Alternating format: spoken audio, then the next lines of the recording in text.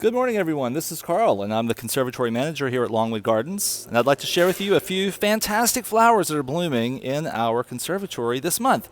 Those beautiful large purple orbs you see in the distance, those are Streptocarpus. Streptocarpus cultivar Concord Blue is a plant that we've been growing for about a decade here.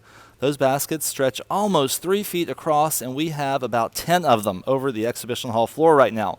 Those beautiful lavender purple flowers bloom continuously for us from about September all the way through May. The only thing that makes them slow down is the heat of summer. So how wonderful to have a winter blooming flower. Those plants are originally native to South Africa, and they make fantastic houseplants. They do great inside the home with moderately bright light, and if you give them a little bit of supplemental light, they will bloom 365 days of the year for you. Again, the only thing that slows them down for us is the heat of summer. These are plants that don't enjoy full sun, and isn't that wonderful because we typically don't have full sun inside of our homes. So if you're not familiar with the cultivar Concord Blue in Streptocarpus, it's something you should certainly have a look for.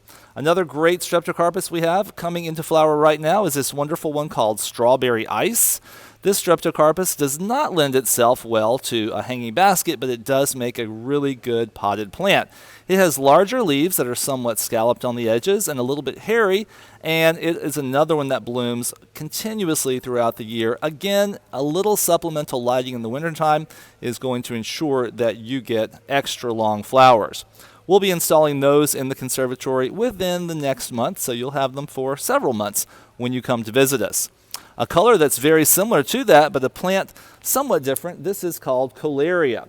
Calaria is another of these Gesneriads that we're talking about, and look at those wonderful speckled flowers on the inside. This Calaria, the cultivar, is called Grape Juice. It's a relatively small plant for us. We've only grown it to be about 12 inches tall, and Calaria is something that blooms from about February through May for us in the conservatory. We have the cultivar Grape Juice, which is that wonderful kind of lavender color. But then if you want to warm things up a little bit, how about this one that's called Peach Queen?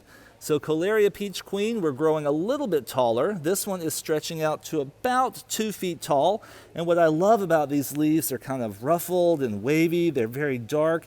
And again, they're hairy. That is one of the characteristics of lots of Gesneriads, is the fact that they have hairy leaves. And the last Calaria that we'll be growing here at Longwood is the one with a trade name, or the cultivar Longwood. So look at those beautiful reddish pink blossoms. They hang down a little bit within the flower. When you look underneath them, wonderful little faces in there. So we've got Calaria Longwood, kind of reddish pink. We have Calaria Grape Juice, kind of purplish. And then we're going to have Calaria Peach Queen, which is that wonderful orangey color. So Calaria might be something you really haven't heard of before. It's not unusual, but they are great houseplants. How about something you have seen before? And those are, of course, going to be African violets. So St. Paulia, Ionantha, that's the genus and species of the South African plant. These are, of course, hybrids, and we have hybrids these days with these beautiful little lighter petals on the underside, darker on the top. Flowers can be doubled, they can be ruffled, but almost all African violets are definitely going to have these hairy leaves. You know, to keep the leaves dry.